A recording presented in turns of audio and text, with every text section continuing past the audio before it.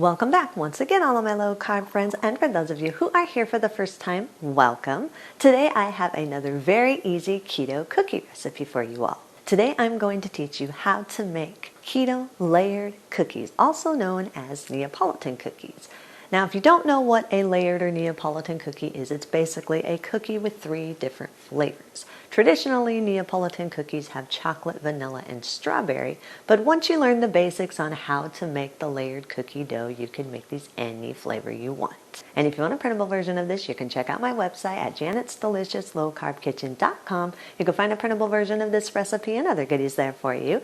And if you're new to the channel and you want to see lots of easy, delicious keto recipes, make sure you click that subscribe button and click the notification bell that's right next to the subscribe button. That way you can be notified every time I put out videos every Wednesday and Saturday. And if you'd like to help support the channel, make sure you scroll down in the description of the video. You'll see some affiliate links. Anytime you purchase anything using those affiliate links, a small portion of your purchase will go to me and help support the channel. So while we do all that, let's get cooking.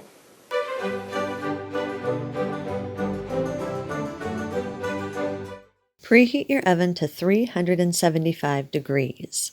Line 2 large baking sheets with parchment paper and set them aside for a minute. In a large mixing bowl, combine 86 grams or 3/4 cup of coconut flour, 95 grams or a half cup of granulated sweetener of your choice. I'm using granulated monk fruit sweetener. You can use whatever granulated sweetener you want. And 5 grams or 1 teaspoon of baking powder. Whisk or sift these all together until they're fully combined and there are no lumps in the dry ingredients. You can also adjust the granulated sweetener more or less according to how sweet you want your cookies to be.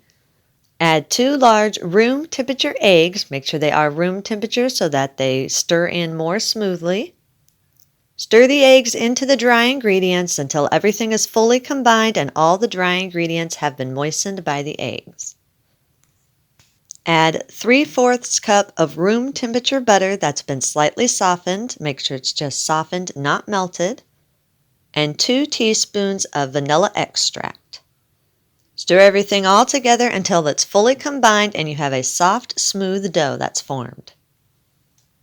Once everything is fully combined, form the dough into a ball and massage the ball for about 30 seconds or so. This is just to make sure that everything is fully combined. Sometimes the butter can chunk up a little bit, so you want to make sure that it got fully combined into the ingredients. This is also to help make sure of your texture. You want to make sure that the dough is soft, very lightly moistened, not sticky, and it should not be crumbling. If it's crumbling, that means it's too dry and you need to add a little bit more melted butter or oil. Once you've massaged it for about 30 seconds, divide the dough equally amongst 3 bowls. It's roughly about 8 tablespoons or so in each bowl, somewhere around in there. It doesn't have to be exact. Add 1 tablespoon of cocoa powder to one of the bowls. I like to sift this in to make sure that there are no lumps in the cocoa powder. Once it's added, use a fork and stir the cocoa powder into the dough until it's fully combined and smooth. In the second bowl, add about 1 tablespoon of strawberry puree or about a half teaspoon of strawberry extract. And use a fork and stir it all together until it's fully combined. If you don't want it to be strawberry flavored, you can use whatever flavor extract you want. Once the flavoring is stirred in, add a few drops of the food color of your choice. Traditionally, the 3rd layer of a Neapolitan cookie is pink, but I ran out of my pink food coloring, so I just mixed a few colors together and got kind of a blue-greenish type color. But again, whatever color you want that 3rd layer to be, that is up to you. Just stir in the food coloring until it's fully combined and you have a nice, smooth, colorful dough. The 3rd bowl of dough we're just going to leave plain. Scoop out about a half teaspoon of the chocolate dough and shape it into either a ball or a log type shape and place it on your prepared baking sheet. Then take about a 1/4 teaspoon of the plain dough and do the same thing, shape it either into a ball or a log shape and place it directly underneath the chocolate dough. and very gently press them together so that the chocolate overlaps just slightly with the plain dough. Then scoop a half teaspoon of the colored dough that you have, and again shape it into either a ball or log shape and place it directly underneath the plain dough. And gently press the colored dough together with the plain dough where they're just very slightly overlapping each other. You should be able to see all three colors. You can press or shape these into any shape that you want. I like to do them in a rectangle. Traditionally, most Neapolitan cookies are in a rectangle, but you can put them into whatever shape you want.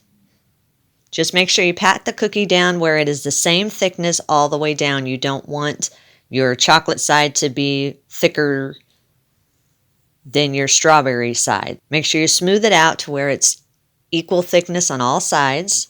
You can also make these cookies bigger if you want them bigger. The way I'm making them here, that makes them kind of more of a little more than a bite-sized cookie. It makes them kind of small. So if you do want them bigger, instead of scooping the dough out a half teaspoon, you can do a whole teaspoon of the chocolate and then a half teaspoon of the plain and a whole teaspoon of the strawberry. It's up to you how big you want these cookies and what shape you want them in. The main things you're wanting to do, make sure you keep those layers distinct where you can see the chocolate layer, the plain layer, and the strawberry layer, and that all of your cookies are the same thickness. It's okay if some cookies are shorter than the others, but you just want them mostly to be the same thickness. Once your cookies have all been shaped and on the baking sheets, place them in your preheated oven. Bake at 375 degrees for 8 to 10 minutes or until slightly darkened around the edges. Once they're done baking, remove them from the oven. They still will be soft, but they will firm up as they cool.